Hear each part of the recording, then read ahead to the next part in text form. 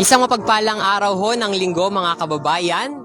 Tayo po ngayon ay kasalukuyang nandito sa bahagi ng Buwak Plaza upang saksiyan ho yung traditional na pagpugot ng ulo ni Longhino kung saan ito ho ay kinagawian na ng mga Marinduqueño na isagawa tuwing mahal na araw.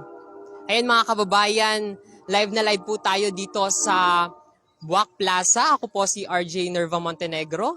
At ayan ho, kung mapapansin nyo ho mga kababayan, nandito ho sa aking gawing kaliwa medyo dumadagsa na ho yung mga ating kababayan na naisaksihan yung pagsasagawa nitong pagpugot sa ulo ni Longhino.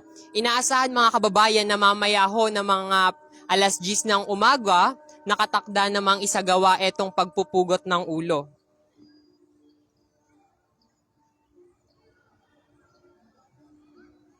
Sa ngayon mga kababayan, may sinasagawa hong banal na misa sa Buwak Cathedral at inaasahan ho na pagkatapos po ng misa, eto hong si Longhino ay hahabulin at dadalhin ho dito sa entabladong ito para dito naman ho isagawa yung pagpupugot ng ulo. Para ho sa iba pang mga detalye, yan ho muna ang kasalukuyang lagay dito sa Buwak Plaza. At para ho sa iba pang mga detalye, mangyari hong tumutok sa aming official Facebook page ng Marinduque News Network at sa aming YouTube channel ng Marinduque News. At ito ho po muna ang pinakahuling kaganapan dito naman sa bahagi ng bayan ng Buwak.